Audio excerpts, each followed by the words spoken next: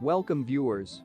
Former Vice President Mike Pence over the weekend called former President Donald Trump's rhetoric reckless and said Trump's speech ahead of the January 6 Capitol riot endangered him and his family. In this video we will break it all down for you. But before we continue, please take a minute of your precious time to hit the subscribe button below and turn on the notification bell to get the latest update from us. Trump repeatedly refused to call off the mob of supporters attacking the Capitol and at one point tweeted that Pence didn't have the courage to do what should have been done as he pushed a legally dubious scheme to block the certification of his loss and try to steal the election. Pence, following a lengthy pause, told ABC News anchor David Muir that the tweet angered me. "I turned to my daughter who was standing nearby," he said. "And I said, it doesn't take courage to break the law. It takes courage to uphold the law."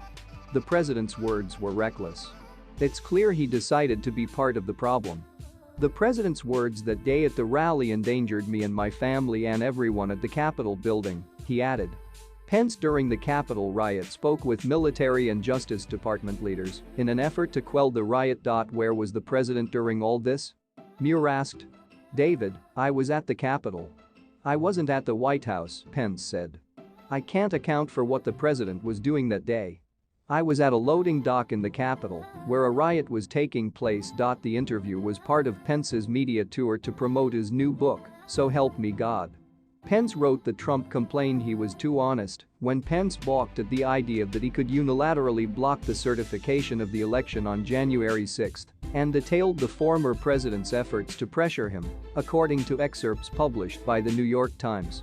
"Hundreds of thousands are gonna hate your guts," Pence recalled Trump telling him. "People are gonna think you're stupid." Pence also wrote that Trump worked with conservative lawyer John Eastman to pressure him into a scheme that has landed both men under legal scrutiny. "You'll go down as a wimp," Trump told Pence the morning of January 6, according to the book. "If you do that, I made a big mistake 5 years ago." Pence also penned a Wall Street Journal op-ed last week as he attempts to rebrand as a hero of January 6, detailing his communications with Trump before and after the riot. "Were you scared?" Pence recalled Trump asking days after the riot. "No," I replied, "I was angry. You and I had our differences that day, Mr. President, and seeing those people tearing up the Capitol infuriated me," Pence said he told Trump. While Pence has increasingly spoken publicly about January 6 to promote his book, the former VP has been reluctant to sit for an interview with the House January 6 committee and has privately complained about the panel, according to the New York Times. Pence's book and other public statements could be of interest to both the Justice Department and the January 6 committee, wrote MSNBC legal analyst Lisa Rubin, which could intersperse Pence's written statement with witnesses' testimony about the same events in its final report.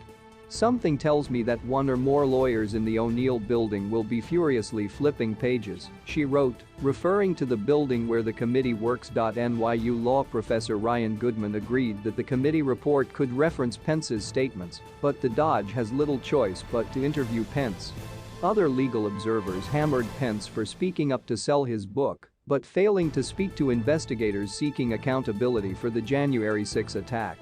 "Not a real profile and courage here from Mike Pence, should have voluntarily given this interview to the Jan 6 committee at first light," tweeted former U.S. Attorney Joyce White Vance. "He's doing it now to try and resurrect a political career, but he wouldn't do it for the right reasons earlier, when it could have made a difference." Please, what is your take on this? And remember to subscribe as well. Thanks for watching.